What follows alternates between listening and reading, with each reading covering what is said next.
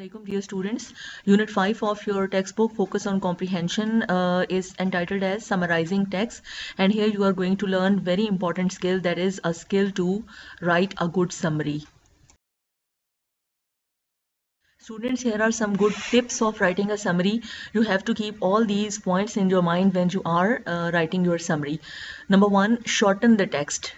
आप किस तरह से शॉर्ट करना है कि सारे फैक्ट समरी में मौजूद हों, लेकिन आपने अगर राइटर ने कोई एग्जांपल्स दी हुई हैं, उसकी अपनी वैल्यूएशन हैं किसी भी चीज़ की, या उसने इंटरप्रेट किया हुआ है किसी भी डिटेल को, वो आपको शामिल करने की ज़रूरत नहीं है. सिर्फ फैक्ट्स जो हैं वो आप अपनी समरी में इंक्लूड करेंगे, यानी जो मोस्ट इंपॉर्टेंट और इसेंशियल इन्फॉर्मेशन है उसको आपने इंक्लूड करना है समरी में. बाकी आप जो एग्जाम्पल्स और वैल्यूएशन या इंटरप्रिटेशन वगैरह हैं उनको आपने शामिल नहीं करना होता.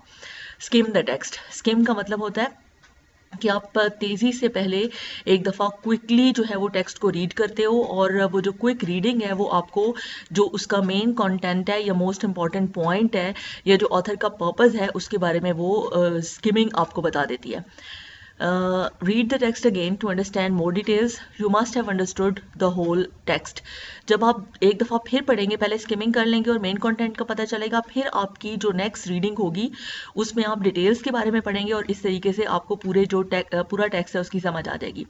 Make notes means use keywords, underline important words in the text. साथ साथ नोट्स लेते जाएं और जो भी आपको क्लिक करता है आइडिया, जो आपको स्ट्राइकिंग लगता है, उसको आप अंडरलाइन कर लें और अलग से आप नोट कर सकते हैं.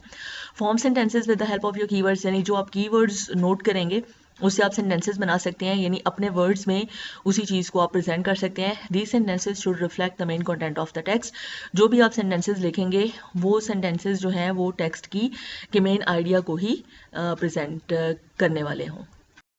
ये बात याद रखें कि जो आपकी समरी होगी उसका पहला सेंटेंस जो है वो मेन आइडिया को रिफ्लेक्ट करेगा, और फिर जो डिफरेंट सेंटेंसेस होंगे आपकी समरी के उनको आपने लिंकिंग वर्ड्स या कंजंक्शंस के यूज़ से आपस में ज्वाइन करना है ताकि एक कोहेरेंट होल लगे आपकी समरी.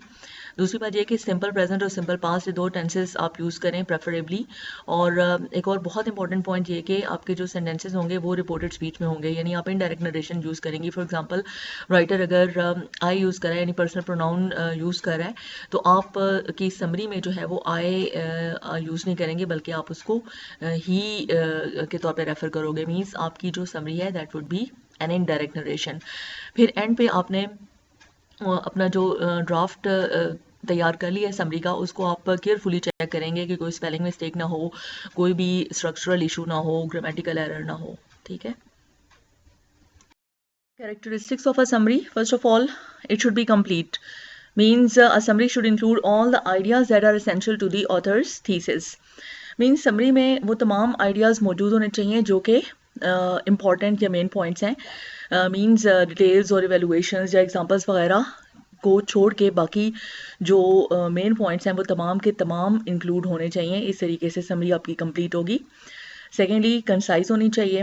मीन्स या तो वो हाफ हो सकती है, उसकी समरी की जो लेंथ है वो ओरिजिनल पैसेज की लेंथ का हाफ भी हो सकती है, 1/3 भी हो सकती है, 1/8 हो सकती है.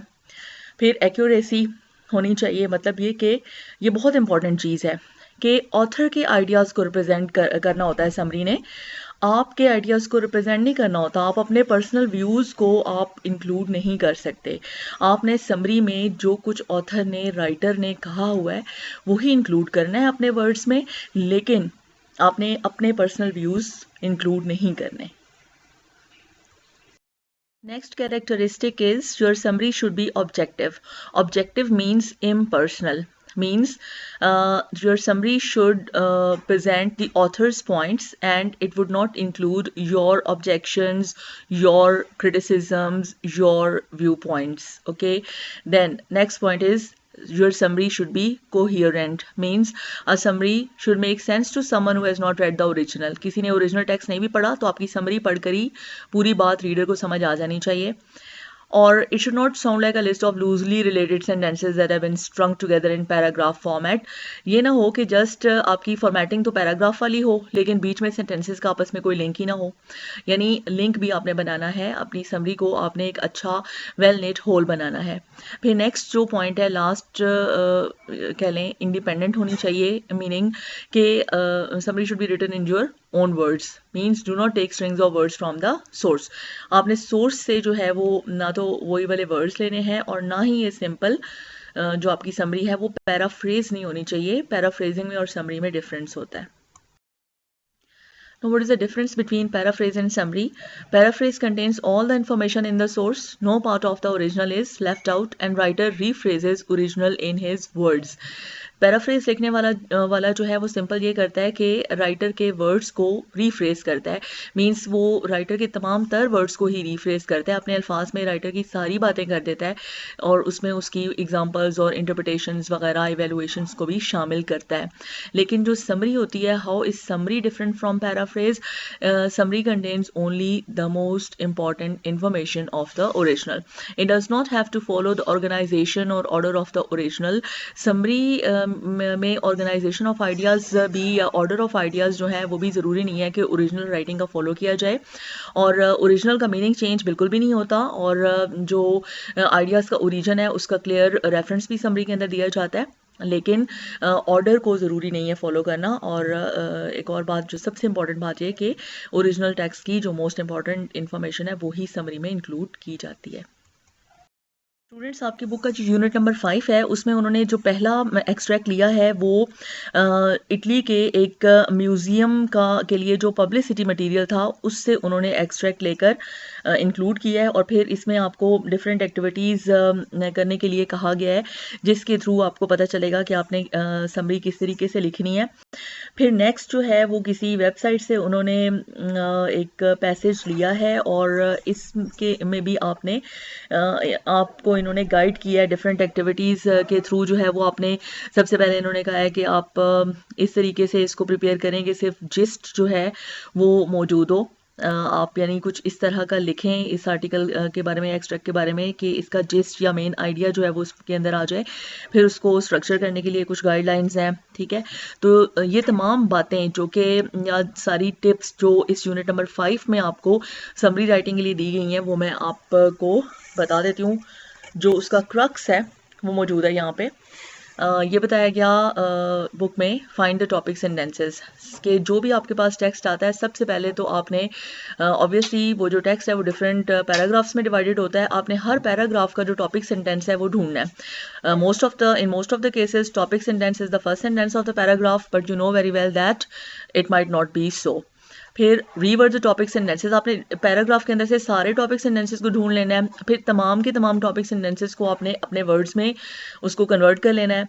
फिर include if any important information is not there in the combination of the topic sentences. फिर आपने देखना है कि जो टॉपिक सेंटेंसेस का आपके पास एक कॉम्बिनेशन तैयार हो गया है उसमें अगर कोई चीज़ आप समझती हैं कि कोई बहुत इंपॉर्टेंट इन्फॉर्मेशन थी ओरिजिनल टेक्स्ट में लेकिन उन टॉपिक सेंटेंसेस में वो चीज़ शामिल नहीं है तो आप उसको भी फिर इंक्लूड कर लें. Then combine the sentences shaping them as the complex ones. फिर आपने ये करना है कि उन तमाम सेंटेंसेस को आपस में इस तरीके से कंबाइन करना है कि उनको फॉर्म आपने दे देनी है कॉम्प्लेक्स सेंटेंसेस की. और आपको पता है कि कॉम्प्लेक्स सेंटेंसेस क्या होते हैं. कॉम्प्लेक्स सेंटेंसेस में जो बहुत सारे आइडियाज़ आप इंक्लूड कर सकते हैं और वर्ड्स उसमें कम यूज़ होते हैं. फिर use dictionary to find the meanings of the unknown words. जब आपके सामने टेक्स्ट आता है और आपने उसकी समरी लिखनी होती है, आप obviously you are not sitting in the examination hall, वहाँ पर जब आप बैठे हैं तो फिर आपके पास और कोई चारा नहीं है. एक तो आप अपने जो ट्रायर ऑफ वोकैबुलरी है आपका उससे फ़ायदा उठाएं. फिर अगर कोई वर्ड बिल्कुल ही आपके लिए अननोन और अनफेमिलियर है उसका फिर आपने कॉन्टेक्स्ट से उसको गेस करना होता है उसके मीनिंग को. लेकिन जब आप एग्जामिनेशन रूम में नहीं बैठे और आप प्रैक्टिस के लिए समरीज लिख रहे हैं जिस तरह से आजकल आप लोग कर रहे हैं, आपकी ट्रेनिंग हो रही है, तो आपने डिक्शनरी का यूज़ करना है. ठीक है, इंटरनेट का यूज़ करें, गूगल करें वर्ड्स को और उनके मीनिंग्स आप फाइंड आउट करें. ठीक है, इस तरीके से आपकी वोकैबुलरी इन्हांस होगी. Use mind map to write down the gist of the text. फिर एक माइंड मैप बना लें. आपको के माइंड में एक आइडिया बन जाना चाहिए. जब आप स्किमिंग करते हैं टेक्स्ट की, उसको क्विकली रीड करते हैं फॉर द फर्स्ट टाइम, तो आपको समझ आ जाता है कि क्रक्स क्या है. ठीक है, या जिस्ट या मोस्ट इम्पॉर्टेंट थिंग जो कि कन्वे की जा रही है वो क्या है. फिर list all the possible questions answered by the text. फिर सोचें कि आपका टेक्स्ट जो है वो किन किन क्वेश्चंस को आंसर कर रहा है. वो तमाम क्वेश्चंस आप अपने पास उनकी लिस्ट बना लें. फिर जहाँ तक मुमकिन हो जितना ज़्यादा मुमकिन हो अपने वर्ड्स यूज़ करें, ठीक है। अवॉइड सरप्लस और अनएसेंशियल वर्ड्स और डिटेल्स। फिर जो गैर ज़रूरी अल्फाज हैं, गैर ज़रूरी तफसीलात हैं, सरप्लस या एक्सेसिव या अननेसेसरी जो वर्ड्स हैं, उनको आपने अवॉइड करना है। ये पहले भी पॉइंट डिस्कस हो चुका है। And be careful to use accurate sentence structure, spellings and punctuation.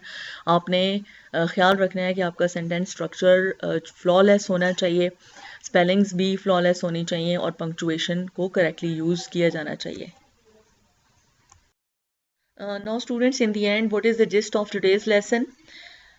Summarizing. Rules for summarizing include only important information, combine ideas when writing a summary, add connective words for clarity and coherence, use category terms instead of a list of words. For example, use furniture for chair, sofa, or table. Then, what a summary does not contain: your opinion. Your summary does not contain your opinion. It does not contain material directly copied or quotes. And your summary does not contain what you think the author should have said. Now your assignment for today: do all the activities given in unit number 5. Though it is going to be time taking, but it is the only way to make yourself capable of structuring a good summary. Complete the previous incomplete activities. Be prepared for a quiz regarding summary writing on coming Tuesday. Thank you so much. Allah Hafiz.